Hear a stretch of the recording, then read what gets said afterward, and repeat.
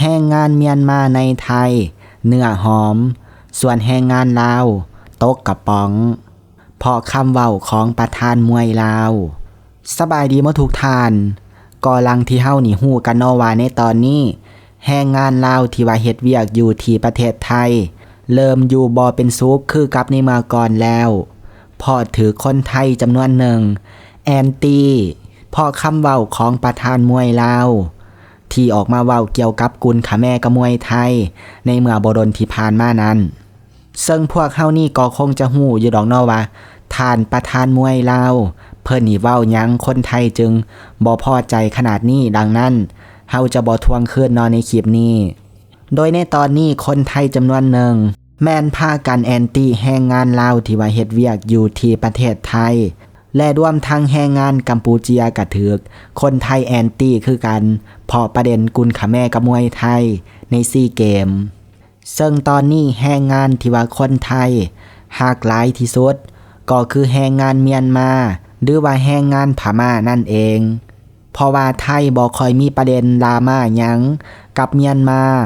แต่กับกัมพูเชียลาวเวียดนามนี่ไทยแม่นมีประเด็นดราม่าตลอดหลังนั้นจึงเฮ็ดให้คนไทยบางส่วนบ่มักแรงงานจาก3ประเทศนี้โดยในเมื่อวันที่1เดือนมีนาปี 2023ช่อง YouTube ของบริษัทจัดหางานแห่งหนึ่งของไทยก็ได้ปล่อยคลิปที่มีชื่อว่าแรงงานเมียนมาเข้ามาหลายเฮาเลยต้องเฮ็ดแบบนี้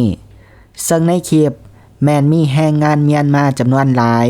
ที่เดินทางเข้าไปเฮ็ดเวียกอยู่ที่ประเทศไทยผ่านบริษัทจัดหางานตัวนั้นล่ะ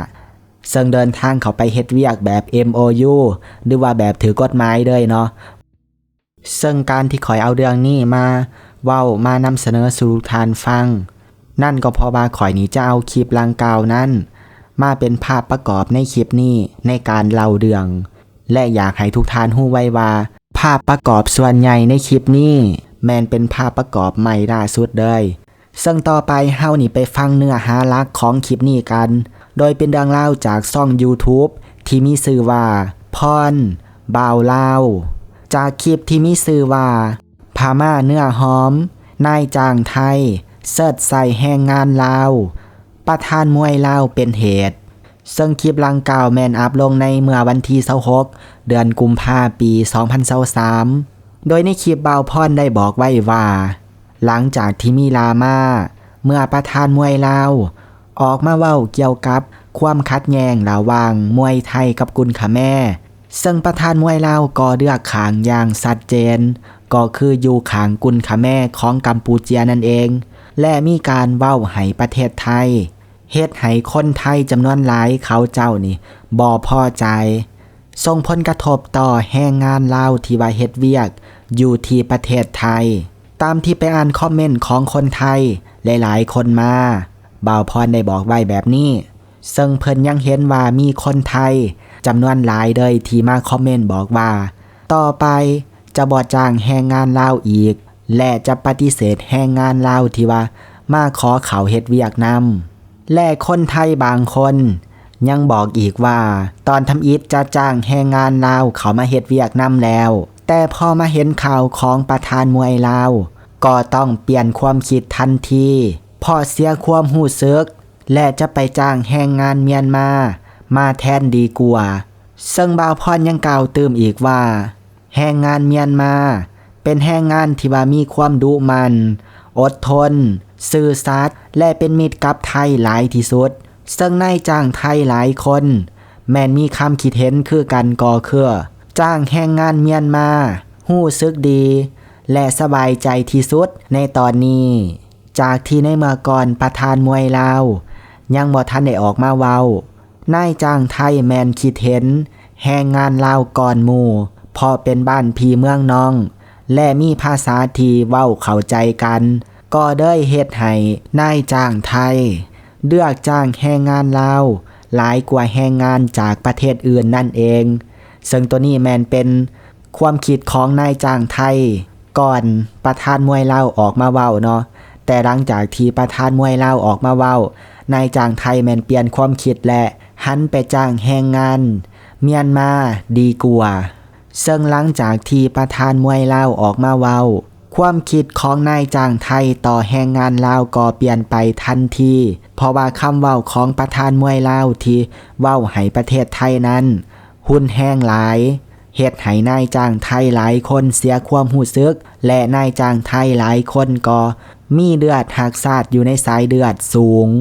อันนี้แม่นสิ่งที่บ่าวพรได้กล่าวมาเนาะซึ่งสิ่งที่เพิ่นกล่าวมากะไล่มาจากคอมเมนต์ของคนไทยหั่นแหละโดยบ่าวพรเพิ่นยังกล่าวเติมอีกว่าไทยช่วยเหลือลาวเกือบทุกอย่างทุ่มเททั้งกายใจและเงินอุปกรณ์ต่างๆให้ลาวแต่ลาวกลับไปเข้าข้างกุนค่ะแม่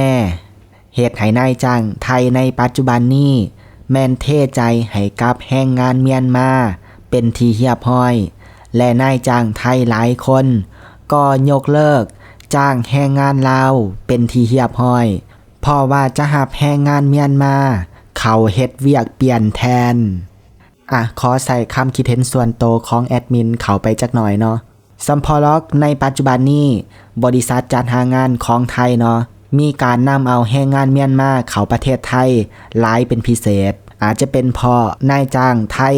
เลือกจ้างแรงงานเมียนมาหลายนี่ดะเนาะบรรดาบริษัทจัดหางานก็ได้เร่งนำเข้าแรงงานเมียนมาซึ่งอันนี้มันเป็นเพียงคำคิดเห็นส่วนตัวของแอดมินเท่านั้นบ่แม่นสิ่งที่บ่าวพรได้กล่าวมาซึ่งบ่าวพรเพิ่นยังกล่าวเติมอีกว่าคนเมียนมาเขาเจ้าหากคนไทยและให้เกียรติคนไทยหลายและบ่ค่อยมีประเด็นลามาหยังกับไทยเลยสำหรับเมียนมาโดยเมื่อชาวเมียนมาฮู้ว่าคนไทยไปเที่ยวประเทศของเขาชาวเมียนมานี่ก็จะ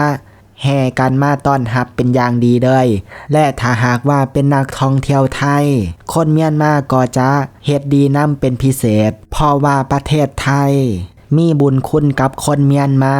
และให้คนเมียนมามีเวียกเฮ็ดงานทำและประเทศไทยยังพลิกชีวิตคนเมียนมาหลายคนหลังจากที่เขาเจ้าเดินทางไปเฮ็ดเวียกอยู่ที่ประเทศไทยซึ่ง 90% ของคอมเมนต์คนไทยที่มาคอมเมนต์แมนเขาเจ้าจะซื่นส้มแรงงานเมียนมาเป็นพิเศษซื่นส้มหลายกว่าแรงงานจากประเทศอื่นจากที่ว่าไปอ่านคอมเมนต์ของคนไทยมาอันนี้มันเป็นสิ่งที่บ่าวพรได้กล่าวเอาไว้อันนี้ก็เป็นเรื่องราวทั้งหมดที่ข่อยนำเสนอสู่ทุกท่านฟังทุกท่านนี่คิดเห็นแนวใดสามารถแสดงคำคิดเห็นบอกกันได้ใครอยากไปเบิ่งคลิปของบ่าวพรตัวเต็มลิงก์อยู่ในคำอธิบายของคลิปนี้สามารถไปเบิ่งได้